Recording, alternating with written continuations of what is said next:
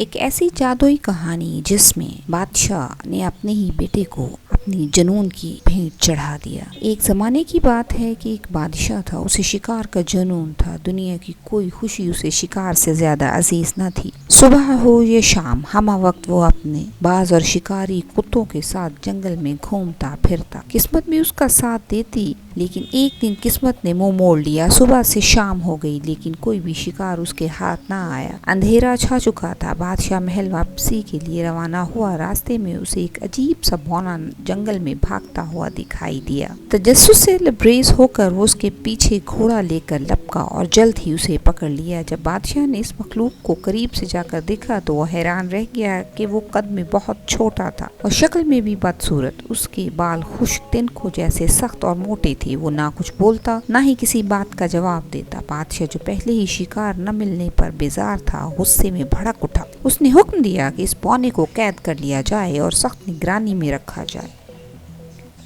محل واپس پہنچنے پر درباریوں نے مشورہ دیا کہ بونے کو محل کے پاس قید کیا جائے تاکہ سب جان سکیں کہ بادشاہ کتنا عظیم شکاری ہے۔ ایک مضبوط پنجرہ بنایا گیا جس میں بونے کو قید کر دیا گیا اور بادشاہ نے چابی اپنے پاس رکھ لی۔ کچھ عرصہ بعد ملک پر جنگ کا سایہ پڑا اور بادشاہ کو محاذ پر جانا پڑا۔ جاتے ہوئے اس ملکہ کو سلطنت اور قیدی بونے کی حفاظت سونپی اور چابی اسی کے حوالے کر دی۔ بادشاہ اور ملکہ کا ایک ذہین، معصوم اور تجسس بھرا بیٹا تھا۔ شہزادہ وہ ہر چیز جاننا چاہتا تھا، سوالات کرتا، کھیلتا اور سیکھنے کو بیتاب رہتا۔ ایک دن وہ باغ میں کھیل رہا تھا جب اس کا خوبصورت کرسٹل کیوب اچانک پنجرے کے اندر جا گرا۔ بونے نے وہ کیوب اٹھا لیا اور مسکرایا اور شہزادے کی طرف واپس پھینک دیا۔ اس طرح دونوں میں کھیل کا آغاز ہو گیا، لیکن اچانک بونے نے کیوب واپس نہ کیا اور کہا، جب تک تم مجھے آزاد نہیں کرو گے تو میں واپس نہیں کروں گا اس کیوب کو۔ بونے نے پہلی بار بات کی۔ شہزادہ حیران تھا، لیکن دل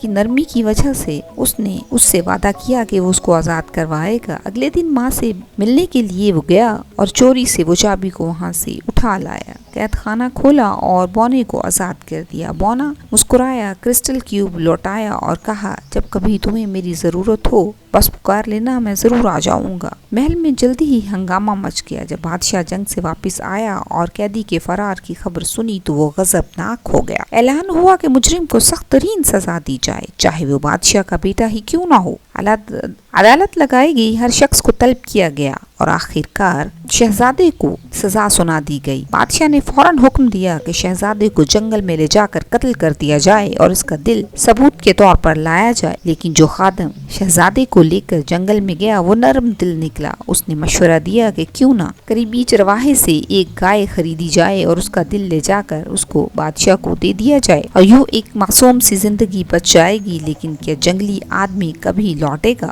کیا شہزادہ اس کو اپنا وعدہ یاد کرائے گا؟ اور کیا بادشاہ کو کبھی سچ کا علم ہوگا؟ شہزادہ ایک اجنبی دیس میں زندگی گزارتا رہا۔ ایک دن وہ کسی ویران جنگل سے گزر رہا تھا کہ اچانک اسے شور سنائی دیا۔ کچھ لوگ ایک جھیل کے کنارے خوبصورت دوشیزہ کو قید کر رہے تھے۔ شہزادی ایک جادوئی سلطنت کی وارث تھی جس پر ایک ظالم جادوگر نے قبضہ کر لیا تھا۔ شہزادے نے اپنی جان پر کھیل کر شہزادی کو آزاد کروایا۔ شہزادی اس سے بہت متاثر ہوئی۔ شہزادے نے بتایا کہ وہ ایک جلا وطن شہزادہ ہے جس کا اپنا کوئی ملک، محل اور کوئی مقام نہیں ہے۔ شہزادی نے کہا، محل نہیں تو کیا ہوا، عزت دل میں ہونی چاہیے۔ تم وہ شخص ہو جس نے ایک وعدے کو نبھایا اور معصومیت کی سزا پائی۔ وہ اسے اپنے محل لے گئی، لیکن تب ہی جادوگر کو خبر ہوئی کہ شہزادی زندہ ہے اور واپس آ چکی ہے تو اس نے پوری سلطنت پر حملہ کر دیا۔ حالات نازک ہو گئے اور اسی وقت شہزادے کو وہ وعدہ یاد آ گیا جس میں بونے نے اس سے کہا تھا، جب بھی تم مجھے پکارو گے میں آ جاؤں گا۔ شہزادے نے آسمان کی طرف دیکھا اور دل میں پکارا، مجھے تمہاری ضرورت ہے۔ اگلے ہی لمحے آسمان پر بادل گرجے، زمین ہلی اور وہی جنگلی آدمی زنجیروں کو توڑتا ہوا دیو جیسا نمودار ہوا۔ اس کے ساتھ درجنوں جادوئی مخلوق، درختوں سے باتیں کرنے والے، ہوا میں اڑنے والے اور روشنی